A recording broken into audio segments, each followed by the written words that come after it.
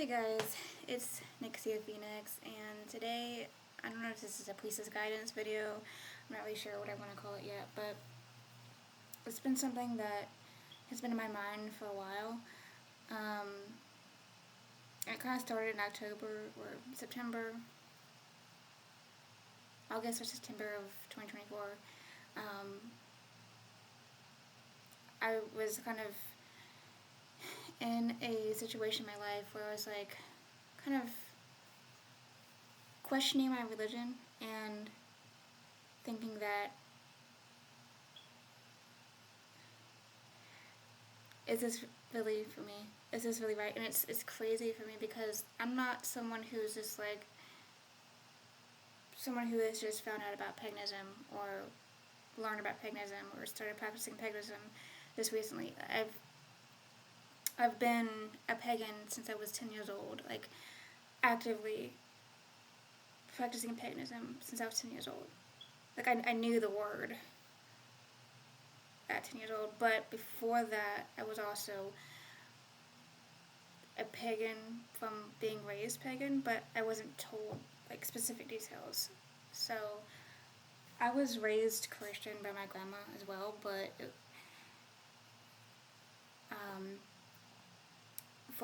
for that, the Christianity was more of like a default, I guess. It wasn't really a real religion. It wasn't a real practice for me or religion. It was a default because I wasn't explained to about like beliefs and stuff. So it wasn't the fact that I was actually believing in God or believing in the Bible or something. It was more the fact that it was something that we did. So and as soon as I was explained to about like gods and deities, religions, belief systems, I was automatically pagan. You know, I just because I wasn't ever really Christian, because it wasn't ever brought to my attention what Christianity or religion was. It wasn't like I ever had a choice becoming becoming a Christian, or like actually had the ability to actually believe in it or anything. So I guess that's what makes me different than most other people. Like I don't really have that Christian experience that other people do. Like I do. Like I was in the church. I was for like a year or two or half a year or something. I was like a dance team or something really weird. It's not something that is not me at all. But really, it was more of just like something to do because there was nothing else to do. Like, but you don't want to sit home all day bored. So that's why you should just go to church and have be in a community and have friends my own age and things like that. It was more like that. And it was more like learning secularly about the Bible and Christianity, but like it wasn't. I don't know. It wasn't the same, and I just didn't really think about it really that much. But as a kid, from like birth to around 7, I was raised with pagan morals, pagan beliefs. Like I wasn't sat down and talked to about it. I did it. We did it as a family. But we were also leaning more secularly. My parents leaned more secularly with paganism than religiously. And I see the problems that can bring up with the credibility of the pagan religion. And so because paganism is really important and meaningful to me, because of how it's helped me in my life, I think, really it's the only reason why I'm here right now, is because of my pagan religion and my goddess. It's really important to me, and I want to do things for my religion, to support it as a religion in any way I can, be of service to my religion and to my gods. So, anyway, I wanted to talk about something that has been in my mind since around like August of last year, 2024. And because like I explained how Christianity is for me, right? And it's never really been like a religion for me. It was never really a thing that I ever chose. And if anything, I was always more secular. My childhood was a lot more secular than religious. Which I want to do that differently with my children. So they're gonna have more of a backbone, like a foundational. Because I sometimes I wish like it's hard for me to like I have to like switch my mindset sometimes and like to be able to think about things religiously. And I want to. I wish I had that childhood where it was normalized for me, you know. So I want to normalize that for my kids, because that's what I wanted as a kid, you know. And I want to be taught, you know. I wanted to be taught. I think it would have been nicer to be taught like certain things rather than just me having to do all of it myself, you know. So I want to give my kids that. But in August,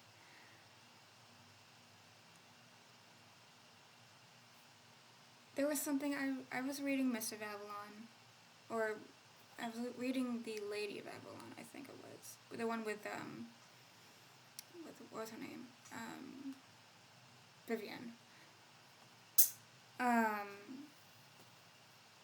And I don't know what brought me to it. I was getting into like really into like the. I had just got the Celtic or the Page of Cups subscription box from Witch's Moon. And I was really getting into like the Celtic priestess, getting back into that stuff. From not really being part of my religion for about a year because of certain things happening in my life.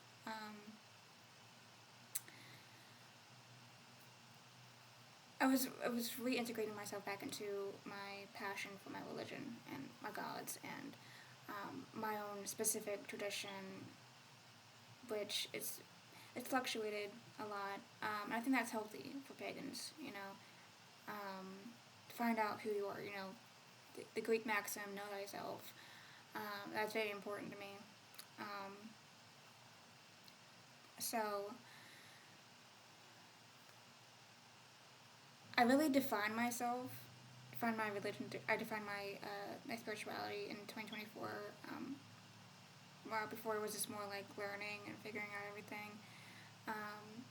2024 is really about like what, you know, because paganism is so eclectic. What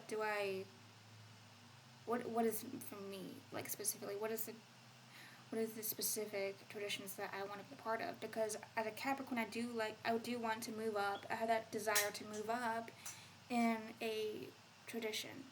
But I do also like the eclectic feel of like you get to choose, you know, what is right for you, not being told what to believe and stuff. And I hate that.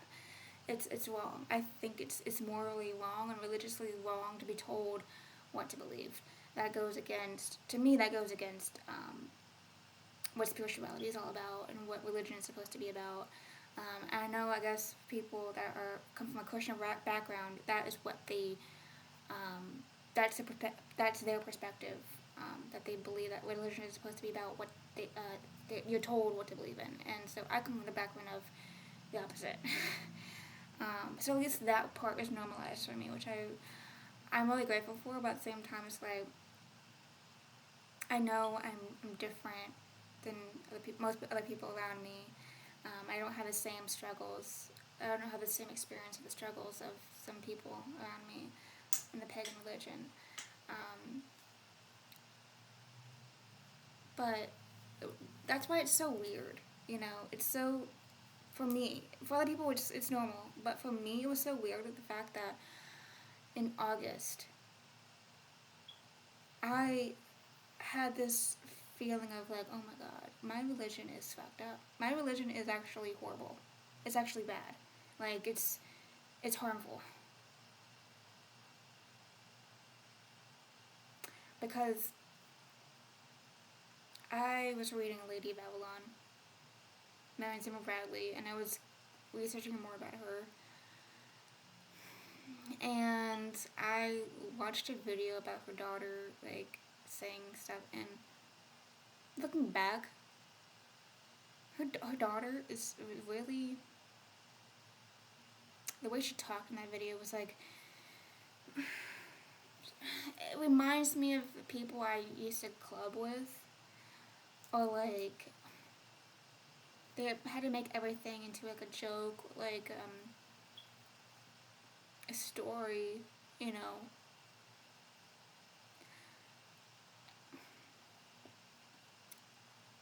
But maybe if I didn't have the same exact experience, kind of similar experience, I would have just written her off completely. But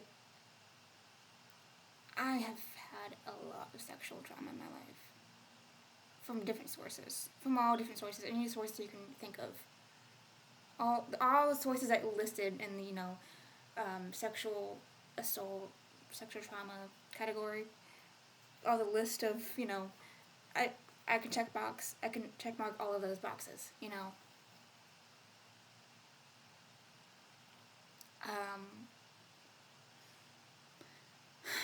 and because paganism, there's so many problems because the nature of humanity,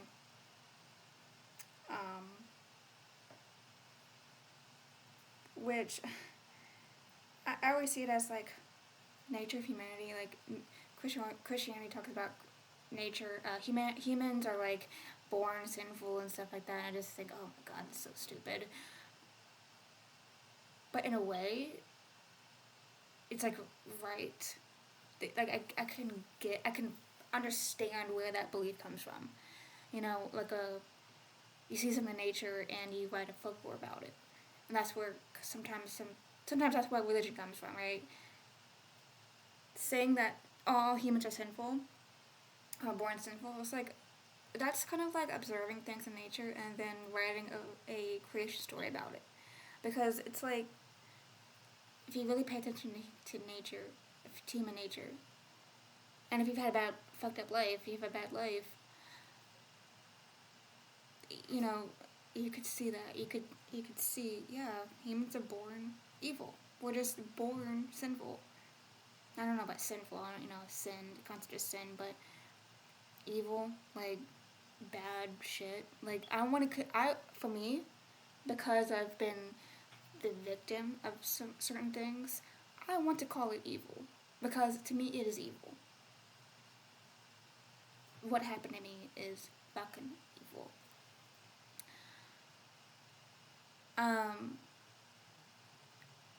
Since then, I've had experiences with like Persephone and other goddesses that go and also looking up, researching and having experiences, things coming to me about like the dark night of the soul and things, and I have reflected on how I've changed because of these circumstances and the bad things that have happened in my life.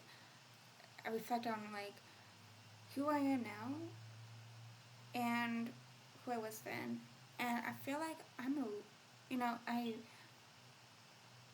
I come out the other side like more powerful.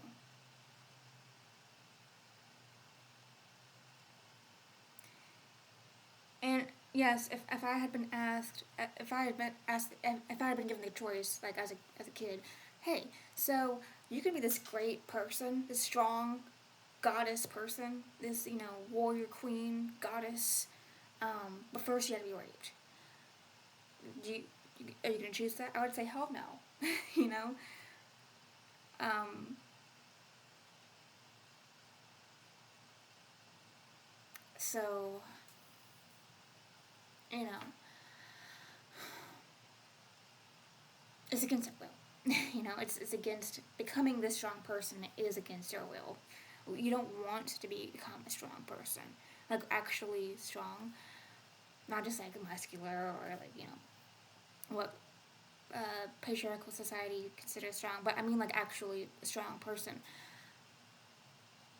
What strong what it actually means. You don't want to have to go through that to be able to become that. You don't want to have to go through the underworld and come back out the other side. You know, you don't want to be kidnapped by Hades and allowed back to the land of the living, because that experience, Persephone is the queen. Now, she went from maiden to queen, but, Inanna, what she went through, she was humiliated. She was taken advantage of. She was stripped of everything, of herself. And she came out the other side, a strong, badass queen and warrior and goddess. You don't want to have to go through that, though. Like, people who don't know what the fuck they're talking about, they're like, oh shit, that sounds cool. Let me do that. There's people who play video games or, people who don't know what the fuck they're talking about. Or think of that as, like, fun, think it's, like, a cool thing to do. But people who have actually been through that, it's not fun. It's not cool. It's not, but it's sometimes just, like, necessary.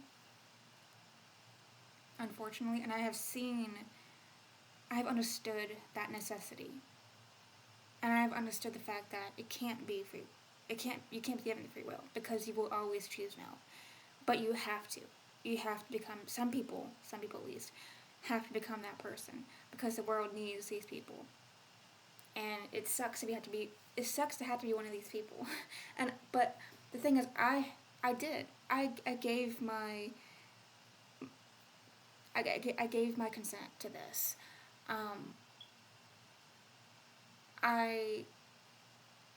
When I first started paganism, when I first started becoming, like, researching on my own and, like, choosing it, right?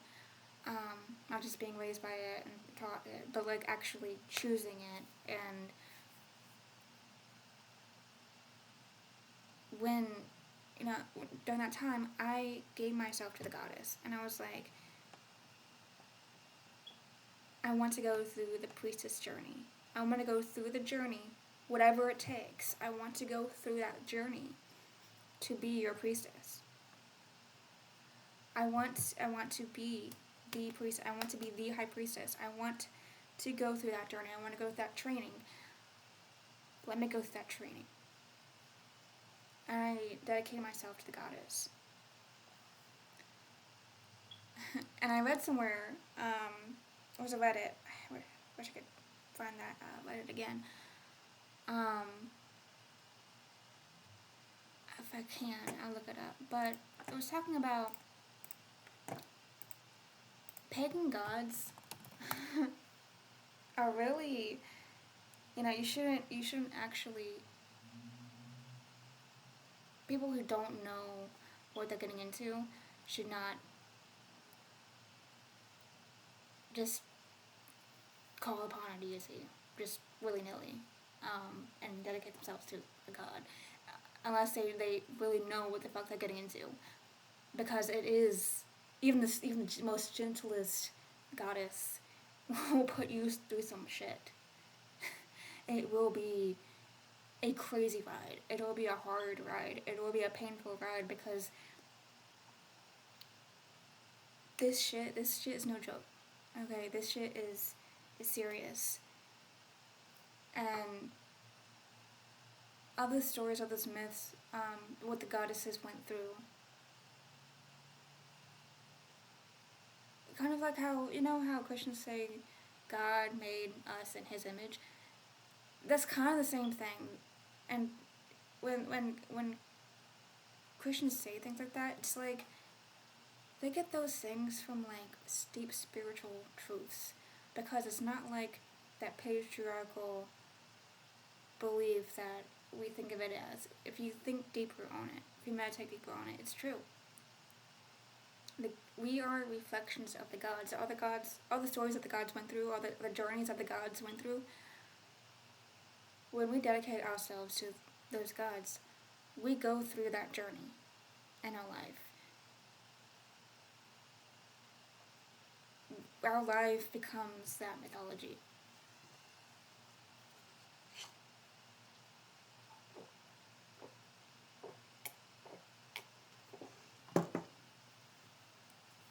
Let me try to find that Reddit.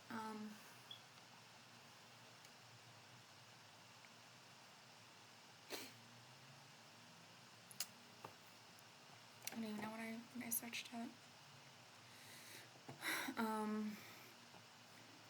Go to history or something.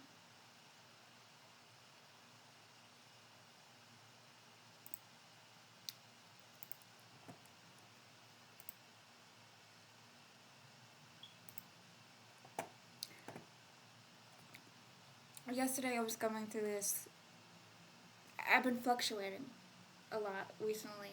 Since August, it's like, when you, I've been researching, like research about paganism. Not just practicing, but like not just like a biased kind of pagan perspective research, but like a secular research, and it really frustrates me. It really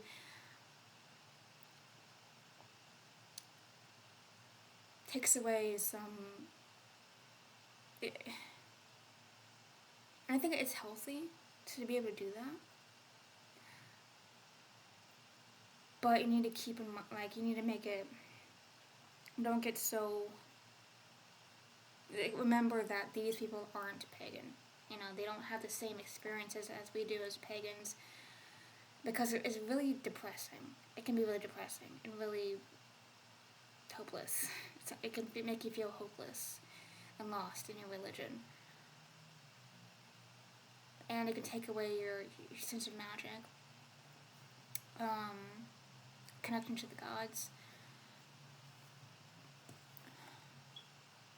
And I think as a Capricorn, it's harder for me. It's more of a I have a more of a desire to do that, like research and make things that I want things to be like right, like this is what pagans do, and this is the pagan pope, and all those things. I need structure, because as a Capricorn, like I have that innate desire.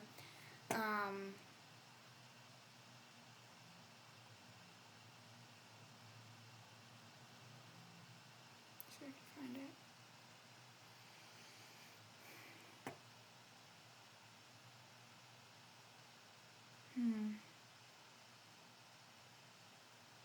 Okay.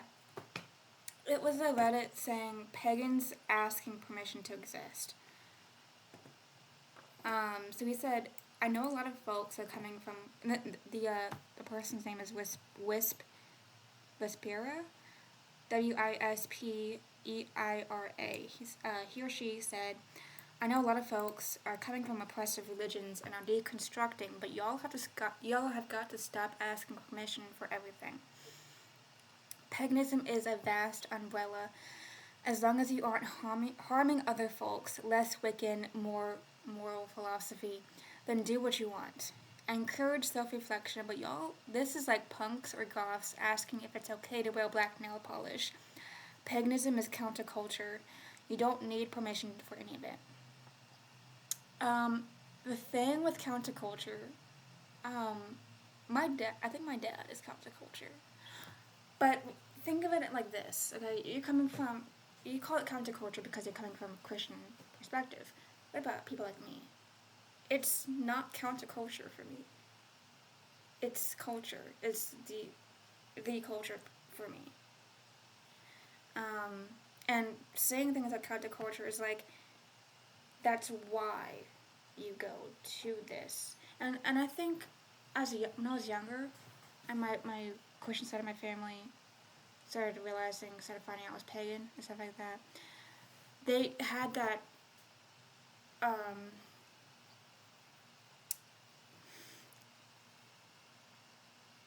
assumption that I was trying to be rebellious and counterculture, which it's about intent, and for me, I thought, that's stupid. It's not about being counterculture. It's about coming to something, not running away from something. And I thought it was stupid that they said that, but then I started becoming more social in the pagan community. And there are enough people that do, you know, go to paganism because they're running from Christianity. It's enough of those people that that assumption makes sense now. The reason why people assume that, and I think that's harmful for paganism. That can be harmful for paganism, because I do see a lot of people like, oh, I don't want, that's not what paganism is, because that's what Christianity is. And they say that because they're running from Christianity, and anything that's Christian, anything that's similar to Christianity, is not pagan. Like, for example, worshiping gods, honoring deities, and I think that is, it's wrong. That's kind of like perpetuating what Christianity was trying to do in the first place. Like, I read somewhere where this Greek, was it a Greek leader, a Roman emperor or something, I think it was,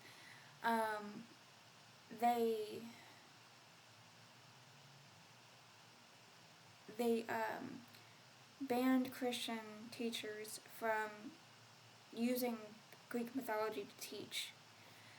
And the reason why they did this was because, the reason why Christians did this is because they're teaching, and they were teaching the mythology in a Christian perspective, in a very biased way, and they were like not twisting it, but like, they would show. It's hard to explain, but they would show things from the mythology, and they'd be like, see, this is why Christianity is better than paganism, because, like, oh my god, and they wouldn't really, like, understand the deeper meaning, or maybe even if they did understand the deeper meaning of the mythology, they would teach the students in a way, like,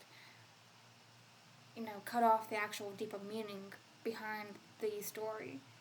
And, the mystery religions of Rome and Greece, they would go and teach deeper, they would understand the deeper meaning of the mythology in the story.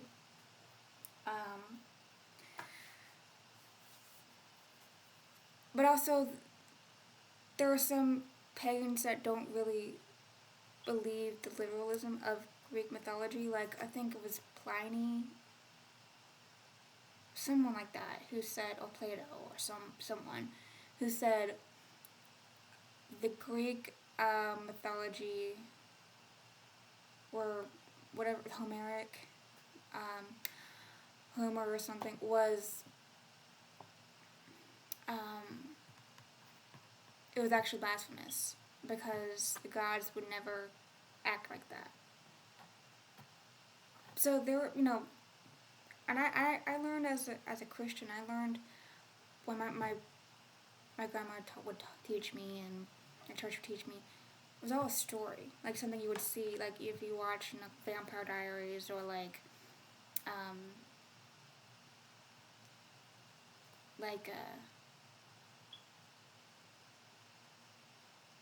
the Last Unicorn or something.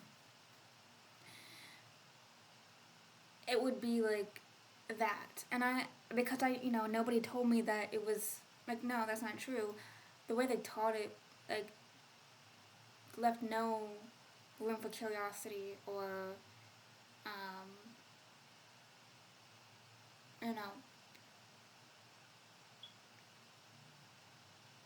so I truly believe that it was a story, that it was like I didn't realize that people actually believed and worshipped these gods. But it didn't connect to me in my mind. Like it was just like a unicorn or something, or it's a book that you would get from the library or something. I didn't really realize that it was actually real gods. Um, like I'd rather them tell me that these gods are, false gods, not false. Because I think, when they said false gods, I would think like they're not. That means like they're like they're fake. Like I would make up an imaginary friend, or like a painting or something. Like it's all about art and story. But like I'd rather them say they were real. They were just against God or demonic or something, rather than them telling me that they weren't real. You know. um. And so, now when you when pagans have actual experiences with their gods, it's like they have this question in their head, like, am I crazy? Am I hallucinating things? Because they're not actually real. The stories, because they have that kind of that brainwashing in their head. Um,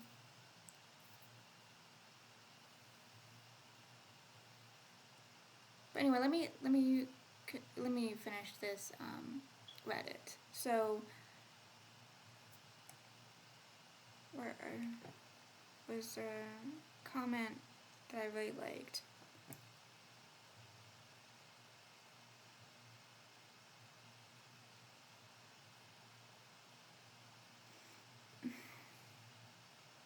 Okay, so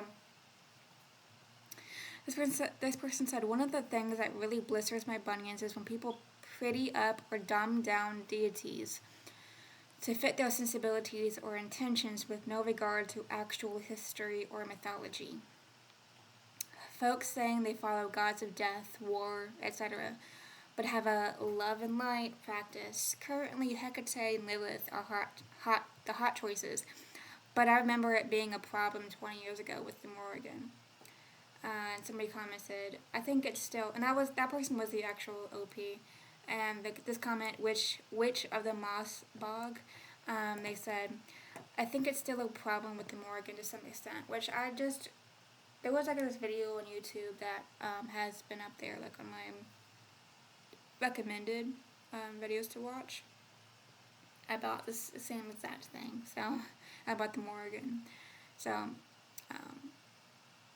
she said, I think it's a she. She said, I don't think it's dangerous to approach those deities, but it's serious business, and you need to be more intentional. Unless I just learned about X deity 5 minutes ago, and now we're besties, then a lot of people seem inclined to be. We are very likely to be disappointed or even kind of slapped upside the head with some reality about what you're trying to do. Like the deity I worship most frequently is Bridget, and she's a pretty gentle goddess, all things considered. But she doesn't brook laziness. She's the goddess of the household and of livestock and the forge. All those things are work, and when I approach Bridget with how do you want to be honored, when I get back is often, so have you done the dishes today? Because that would be a good start. LOL. She has sort of a demanding but supportive mother energy that is really good for me, but it isn't squishy. Ancient gods aren't squishy because ancient people weren't squishy. So Wispera comes back saying, the deities I work with are the same. The way to honor them is through lifestyle choices as much as elaborate rituals. Gaia, go for a hike and pick up litter. Odin, solitude and study. Dionysus, black party. The Morrigan is dangerous. But in this commentary is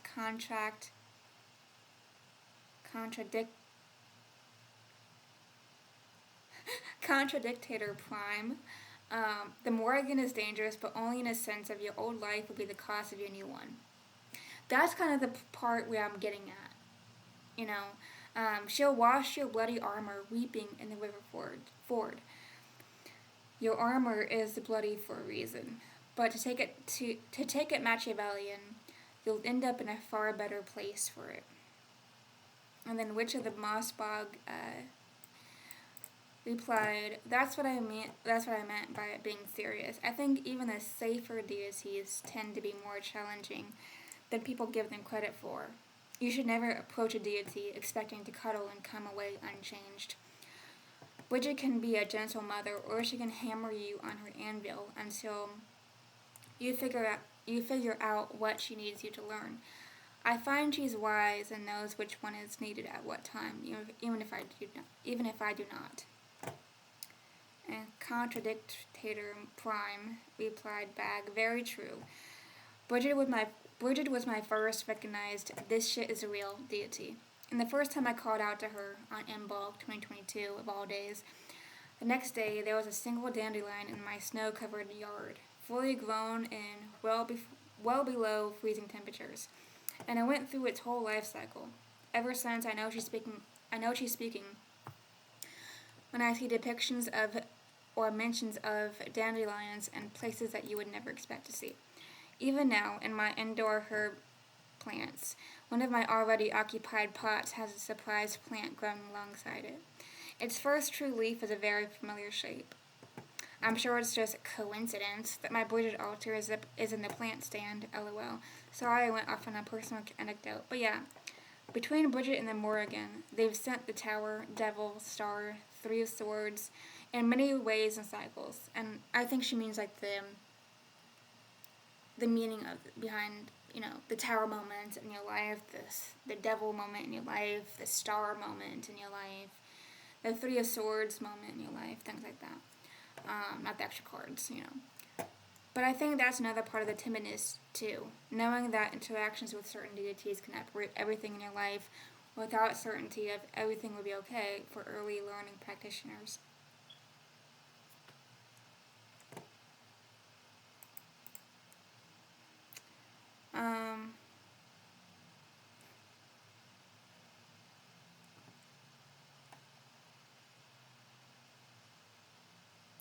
Someone was talking about how Christianity is kind of the opposite, like, oh yeah. So I think this person, Celtic Oak, they said, "I think it's because of the vast amount of 'it's not okay to do X' out there on the interwebs. Even the discussion over what's a closed practice or language policing, like trying to dissuade people from saying spirit animal, makes many people feel that there is some hidden pagan pope who makes a bunch of rules about what's okay or not. Also, I'm regularly surprised at how much extreme Christian rule-making/following has influenced people. I didn't grow up in that environment, but it seems like a lot of people have that background and are just used to being constantly told what it is/isn't okay. Not blaming them, just observing. So, the whole closed practice, I come from a standpoint of all gods are one God. All religions are there's inherent worth in every religion. And people need to be able to research and study different cultures and to find the true meaning of life. Syncretism is the way to go. You have to, because we all come from one planet. We all are the same species, and we all have the same creator. And we all have the same life, we all have the same struggles as humans. And to be able to learn from different cultures and different religions, and integrate those things into your practice is important. Because, and I get why we also need to protect it, because there are people out there, like I said before, sometimes you can think in a very negative light and think, man, all human beings are evil because of what we see. Things like colonialism and watering things down to sell to people, like for consumerism and things like that. And it's that kind of thing is taking out the credibility and the seriousness of the religion, because things that New Age people practice, people who like aren't really serious about it, they do the practice, and then it looks at other people like, wow, so that stuff is just fun thing to do. It's not really real serious. It's not really a real religion.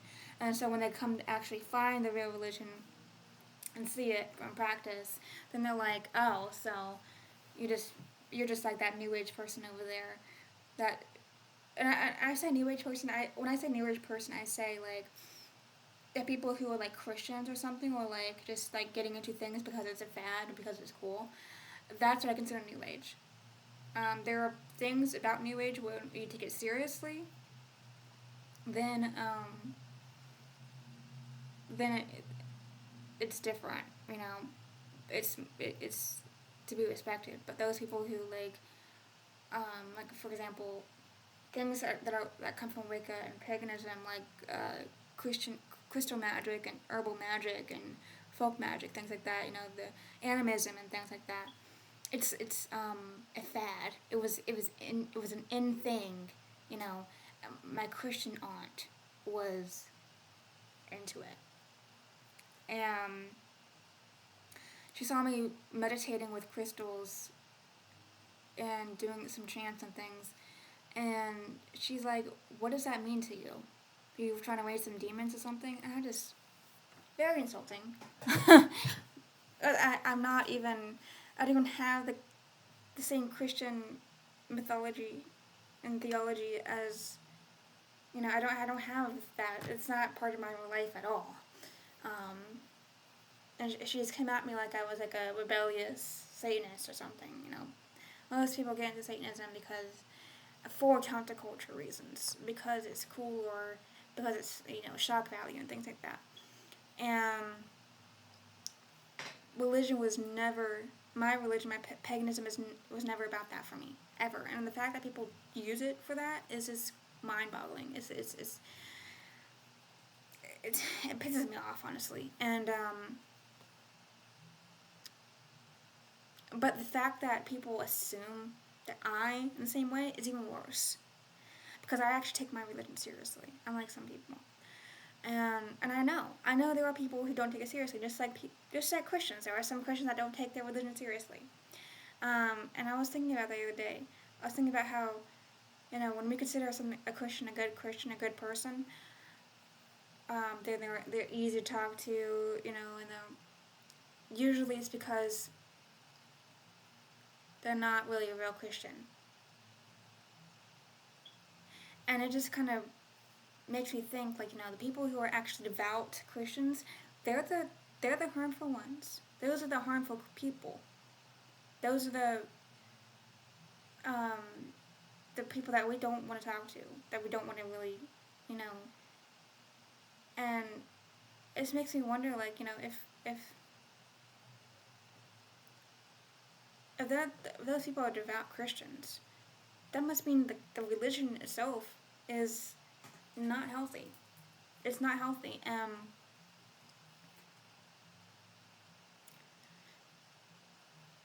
But getting back to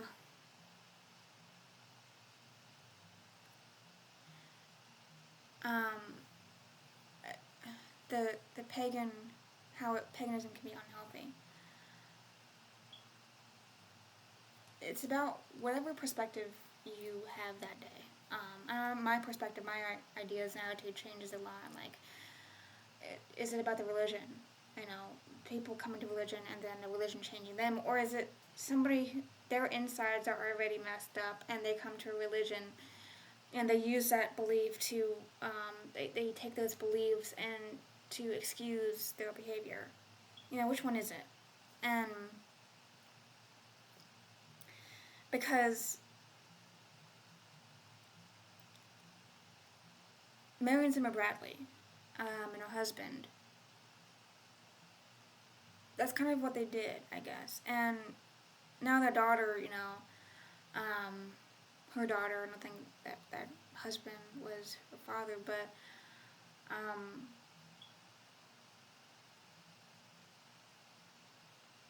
she, of course, is Christian, and so she's coming at it very biasedly. So it's like, how much can I really believe?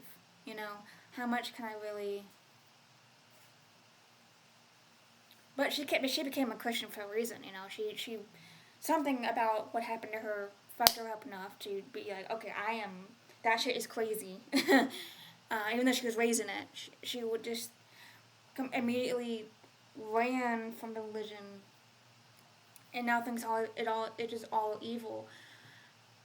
Is that because the Christian religion told her all these things are evil and crazy and wackadoodle and stuff, or is that because it really was?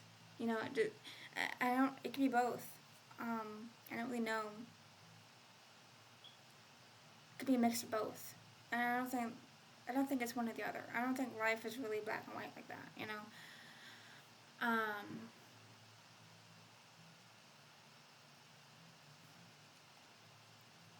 it just when I watched that video, and I kind of went down a rabbit hole, and I started realizing, I started like understanding, like, you know, this is the same shit that people walk away from Christianity for, you know. And paganism is supposed to be that safe religion to come to get away from Christianity. And that kind of goes back into, you know, counterculture religion, I guess.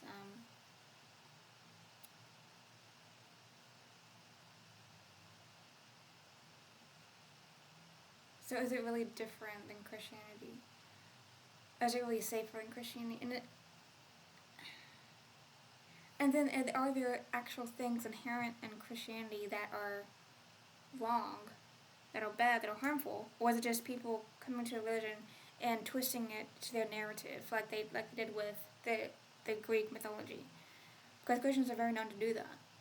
That's what they do, to kind of brainwash and manipulate. They manipulate things, right? They manipulate people. They manipulate situations, and they manipulate narratives to fit their narrative.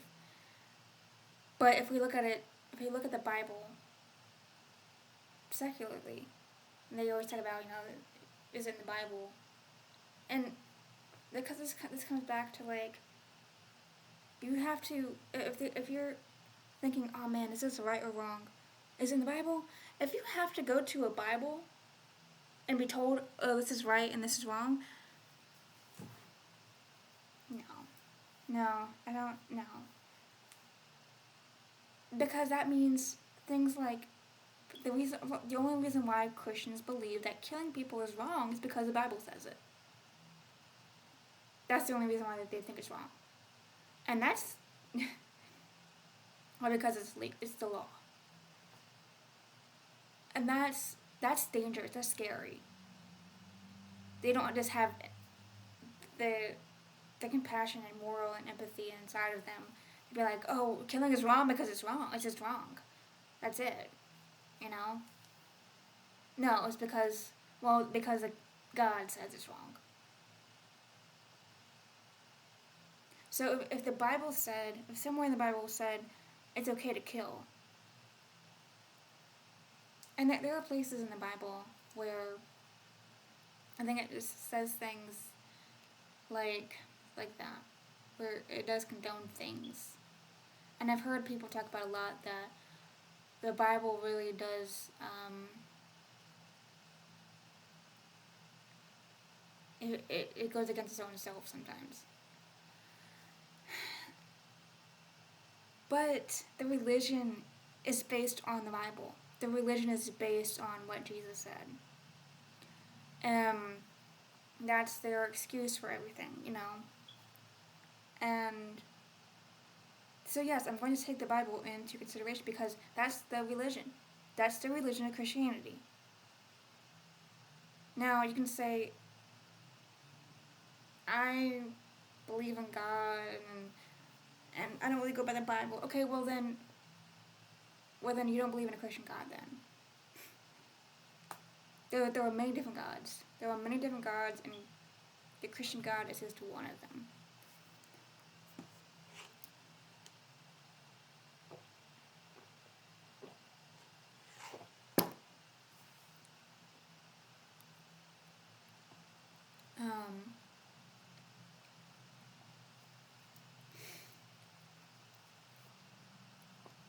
you can believe in divinity, but there are different gods.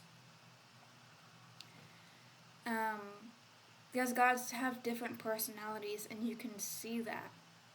You can actually see it in practice. Um, they have different personalities. They have different. They're different, and so sometimes I think, okay, maybe I'll just kind of see it when they say God. They mean like the definition of the generalization of the word divinity, divine. You know, just the concept of divinity. Maybe that's what God means. Um, but every time I try to like excuse Christians, try to figure out like fit it to my narrative, to make it work, like make it make sense, I guess. It crumbles everything that I just built, and I was like, okay, well, apparently that doesn't work. And in August, when that happened, I was just, I started going downhill. Like, I didn't want to read any pagan books. I stopped reading Mist of Avalon, the Avalon series. I kind of, like, hid my pagan books. Like, hid my Book of Shadows. I kind of didn't look at my altar. I felt really disconnected from the gods. And it didn't help the fact that towards the end of Lady of Avalon, it was like they were. Vivian was kind of like talking to the priest, and she was like agreeing with him about like God, like the Christian God, and she was getting more like Christian, you know. Um,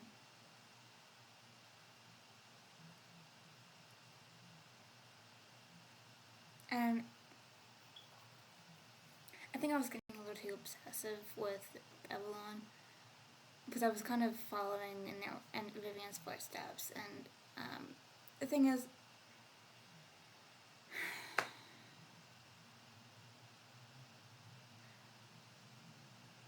no, I think, Avalon is a good story, but if you really read it like religious text, it's not gonna be good.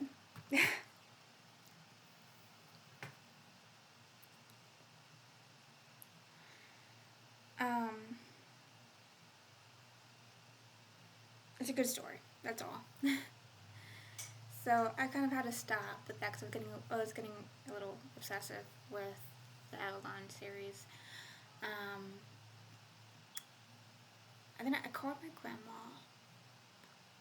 and I talked to her about Christianity, and I asked her to pray with me. And I just felt like, this is it. I'm going to slowly integrate my beliefs into Christianity. I'm going to be baptized. I'm going to go to church. I'm going to be baptized. I had just done my rededication. Like, I had written some vows. So I was kind of getting more into, like, the priestessly, like, monastic, priestessly kind of feel, because of Avalon. So I kind of wrote down vows. Take your vows and things like that as a priestess.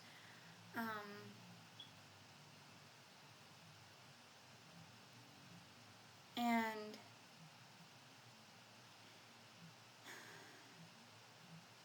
I was like, okay, baptism can be like, because I have had connections with Jesus, in a spiritual form. I have felt him. I've had, my own experience with him, and I feel like he's I had my experience with him when I was in jail, and I had experience with him, when I was in a church. There were 2 different churches, I think. As a pagan version of, a pagan um, experience of Jesus, and it was a very mystical pagan experience of Jesus. And so I thought, okay, I do, I feel him, I understand, so I came to it with that understanding, and Christians don't follow that Jesus.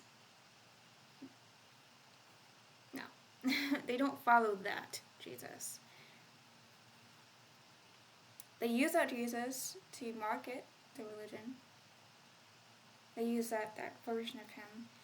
And then when you get into it, it's, well, here's the truth. That's kind of how it is. You're already kind of stuck into it, and then you're stuck in there, and because you're already feeling the light of Jesus. And the farther you get into Christianity, the darker it gets. And maybe it's like the initiation process of like a pagan going through the dark night of the soul kind of thing. But I'm not willing to do that for the Christian God, I'm not. Even at that time, I was like, no, I'm not doing. I've already went through this, and I like myself now. I like I like what I went through. I think I became the person I was meant to be, the priestess I was meant to be. But if I go through that same initiation process again, I don't know if it's going to be the same. And it's the pagan one, the pagan priestess is something that I had a lot of forethought about. It was something I really chose. And God's really make sure, like, they ask you over and over again, are you sure? Are you really sure? You really sure? You really want to go through this? And he's like, yes, hurry up, I just want to do it. Like, come on, get it over with. Like, God. Like, I keep, and then I do it and you're like, crap. And then the church and the Christian God is like, hey, you gotta do this. Come on. They pull your arm, they yank you. They don't say, hey. They don't, like when you press can't quit on a game, it brings up like 10 different messages. Are you sure you want to quit? You want to save first? It's kind of like that, but like going and quitting, and like it doesn't come up with that. It's like, shit. You just, and it's like every time I get that sense like they're hiding something. They just want to like do something quick, and like not really tell you the truth. It's like they're hiding something. It's like that sneaky hiding feeling I get, and it's like they know something is wrong. Like they know it's wrong. It's not something that you have to be like, you have to be, I consider it brainwashing, but I guess if somebody would look at my religion, they'd be like, oh, you're brainwashing yourself to be able to fit the narrative of this. And so I guess it's all perspective, but they have to really slowly work with your mind and mold it to be able to, for you to fit into that and be okay with some things, And I'm coming from I'm not coming from a Mormonism thing. I'm coming from my grandma goes to like a non-traditional Christian church. Like not Unitarian Universalist or anything, but Christian, but non-denominational. So it's more, and when I listen to the pastor, he's a lot more liberal than a lot of other churches can be. Some of the things I was talking about, I was like, man, you could hear that in a pagan service or something, So and I'm coming from that standpoint, like, I was like, okay, this church isn't that bad, and I started getting the same feeling. So it's about like, it's a religion should a religion be judged by the people of the religion, like the people in the religion, or should be judged by what it teaches and what it's meant to be? I don't know. I don't know, and I think that's actually a really black and white answer for that either. I just think it's something to think about. But some things, something I had an experience. The last experience I had with my grandma that was religious. It kind of shut me out completely. I was already in that phase of like, okay, I kind of made a mistake, you know. I'm not. I came back fully to my religion and stronger, for it, for all what I went through with the questioning and doubting. I came back stronger for it. And so I have a stronger connection and relationship with my gods, and I have two new gods to have a relationship with, Hermes and Persephone. So I have a stronger relationship with Nyx and Apollo, my patron gods, and a more defined practice as well, which I'm actually creating a actual tradition, all with like the virtues and the rules and the laws and like the theology and things, because paganism as an umbrella term is eclectic, but you can create traditions that are that, and you can find and join and bring people to your traditions, but we don't say this is the only right way, this is the only truth, you have to go by this, you can't go to any other tradition. No. What's the honk? So that's the thing with Christianity. And I think that's something that's, dangerous about Christianity. And it was something that I thought about since my grandma, the last thing that she did and said to me that was religious. And it really brought it home to me, like, okay, this has got to stop. I was already in that kind of balanced state of and her last comment just made me fall completely to the no side. And it brought back, like, this is why Christianity is not just like, something that it's not me, but it's fine. No, it's something that I'm going to warn my children about. And I'm going to teach my children in this kind of way, because it is dangerous. It preys on children, and it's manipulative, and they market things in a cute, pretty way, so you come to it and then you're trapped. And I think there are things about Christianity, if you really dig deep and you kind of twist it a little bit, to make it look pretty. You paint it with gold and stuff. You paint some shit with gold and make it look pretty and stuff. I think there are things in Christianity that aren't as stinky as the rest of it, that can be painted with gold to fit in your own practice. But it takes a while it takes maturity, emotional and spiritual maturity, to be able to find those things and not let it, like, control you. And I don't think children are capable of that kind of thing at that stage. So, I was watching a video on YouTube. It was,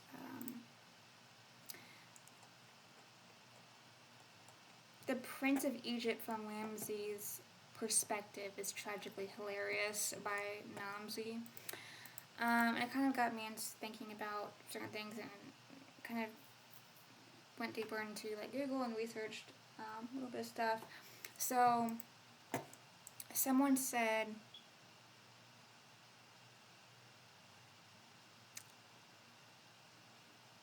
you know, Ramses took the sins of his father, basically. And a lot of, it's funny because a lot of things, a lot of people, a lot of Christians I know of, they say, the Bible says that, the Bible actually says that the Son will not bear the sins of the Father.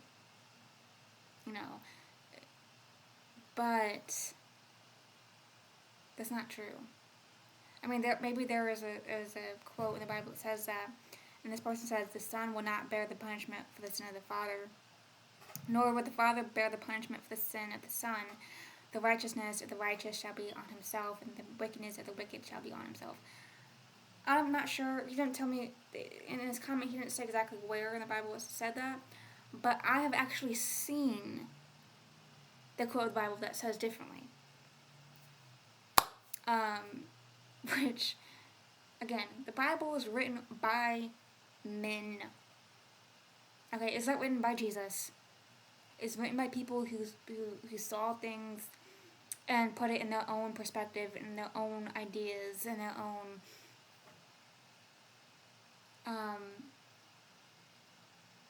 perspective of things. That's all it is. Each story, Job and Saul and Paul and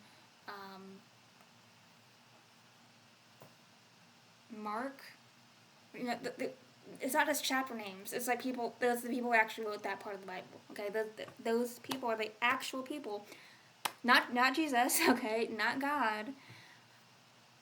Not people that like. I mean, they had experiences, I guess, with God.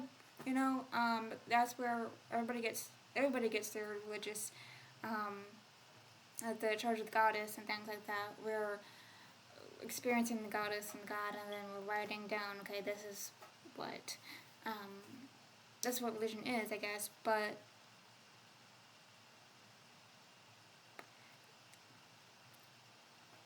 when you are a little more studied in things, like, what do you call it?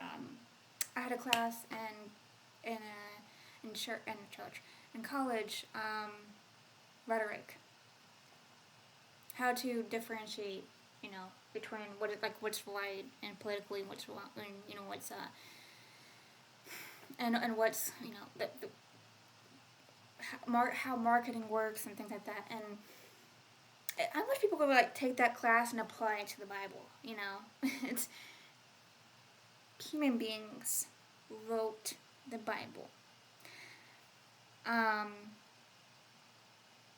So I know there is a quote in the Bible that says specifically that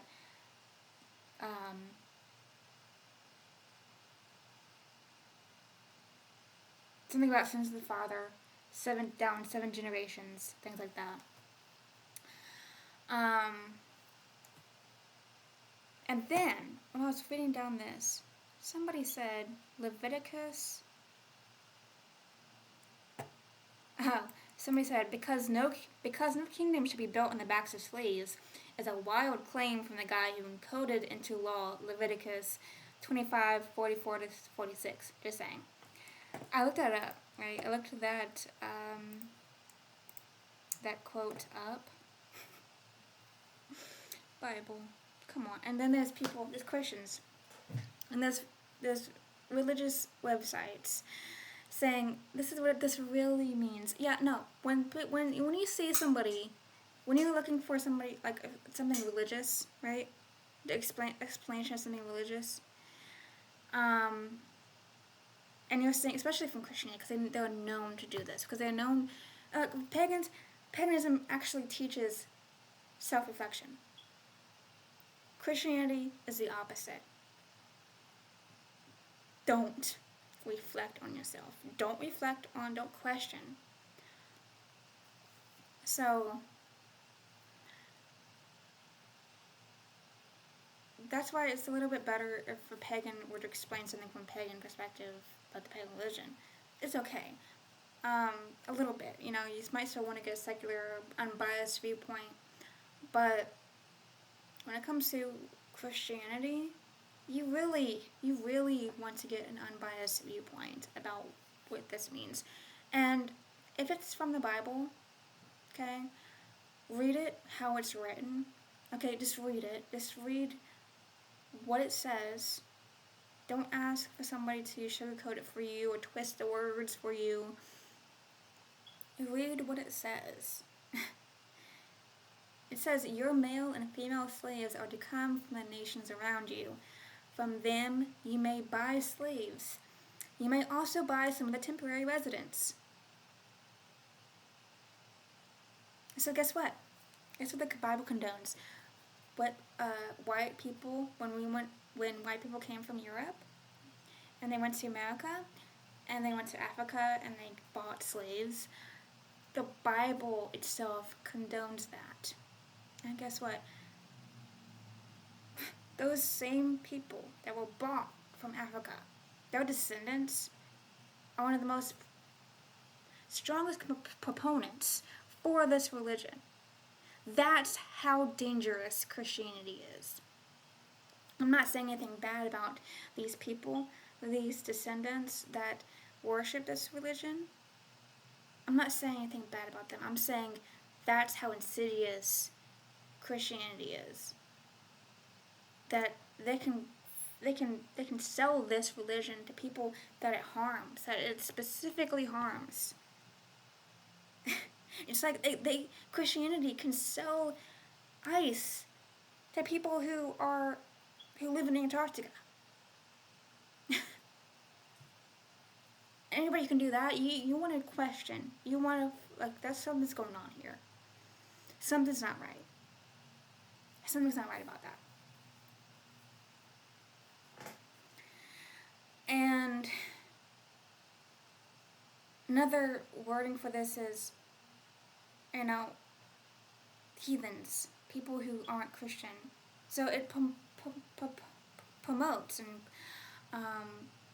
actually condones, and it actually tells you to, anybody who does not believe the same way you do is inhuman. Is less than human. They're less than human. They're inferior to you.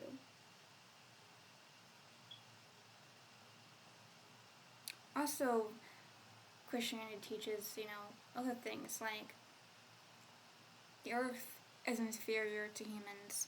The animals are inferior to humans. It teaches that.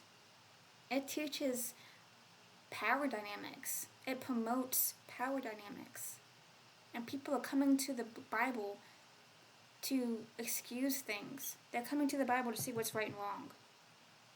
And they get these morals not based on what is actually right and wrong, but about, just tell me what I'm supposed to do. Tell me what I'm supposed to do. So Christianity promotes, regardless of what is actually right and wrong, obey what you're told, regardless of if it's actually right. Obey. And it teaches that. It promotes that and teaches that. So it promotes, it condones things like Hitler. Hitler, people looked up to him, regardless of if what he said was right or wrong, inherently right or wrong, regardless of that, they obeyed him. And that's what the Bible condones.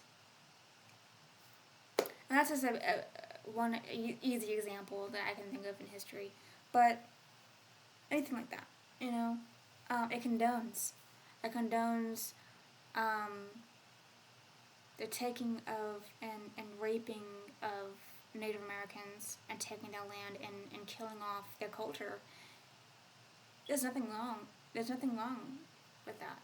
There's just nothing wrong with that at all. Doesn't even come into a Christian's mind of the morality of that. Because they don't it's not about morality, it's about obeying.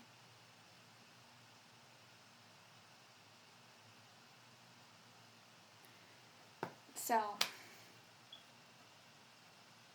I wrote down, Christianity actively teaches its followers to hate diversity and hate anyone who doesn't believe the same as them. Paganism teaches that all religions and cultures have inherent worth, that individual uniqueness should be celebrated, and that it is okay to believe differently. There is no angry God watching your every step, but there are gods all around us, each with their own personality, whom we can build a relationship with, find family in, and they will love us as a mother/father loves his or her children. So, the whole promotion, the whole gimmick of, the Father, our Father, God, loves us so much. He loves us so much that he sent his one and only Son to die for us. Okay, no. First of all, that's creepy. I don't want to have that guilt on my hands. I'd rather you not kill your son to prove that you love me. I tried to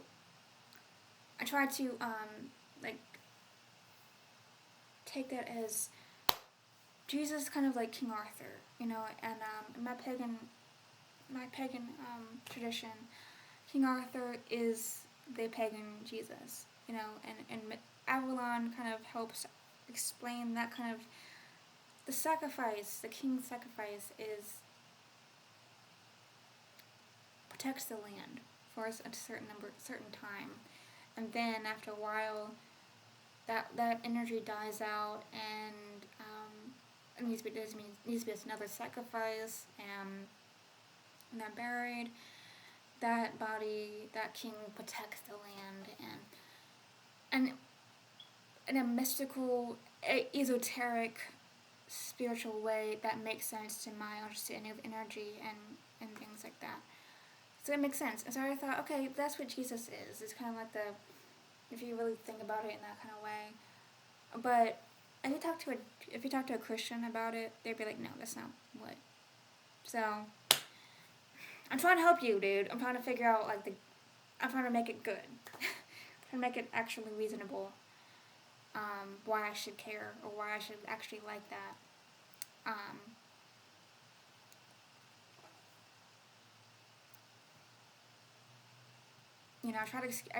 have tried to excuse Christianity and its teachings.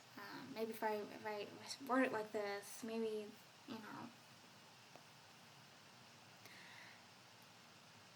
but no. You talk to a Christian and they will say, no, that's not.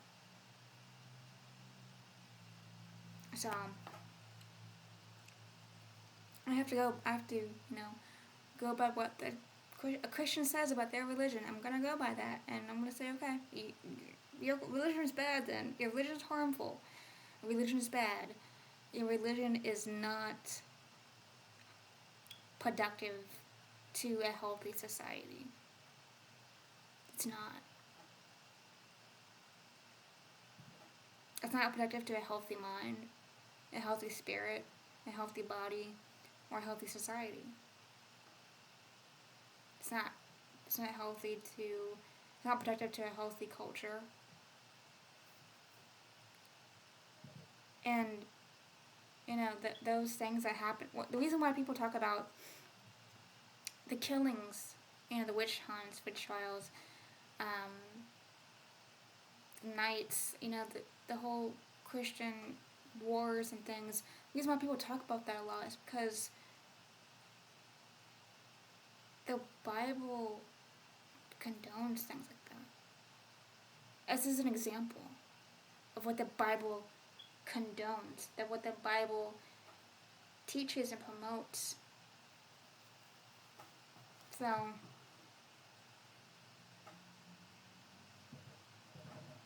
my tradition that I have culminated and pulled together, the Luminous Shadow Priestess tradition, it actually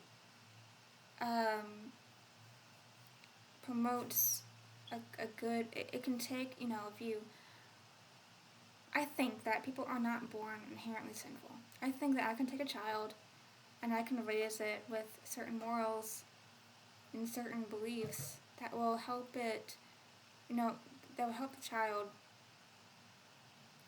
think in a compassionate way, understand the world in a compassionate way, and be a good person, a good human being.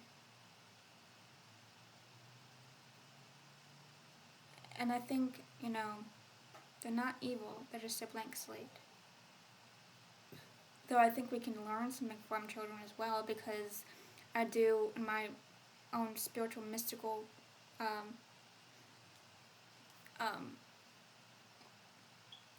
spirituality, I do believe that children, I just come from the spirit world, and the closer you are to the spirit world, the more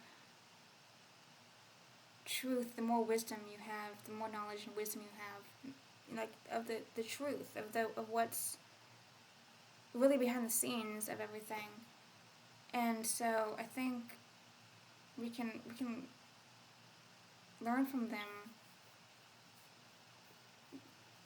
about things, and when they ask why does this happen, why does this, we can ask them, well, what do you think? Because we don't fucking know what we're doing, I'm coming from a child's point of view. Maybe they're asking, why the fuck do you fucking do? They're not trying to learn. Maybe they're not trying to learn. Maybe they're just saying, why the fuck are you doing that shit? People think maybe they're trying to just learn. They want to learn everything. But maybe they're just asking why about everything, because it's like, doesn't make sense to them. Because it doesn't make sense. It just doesn't make sense.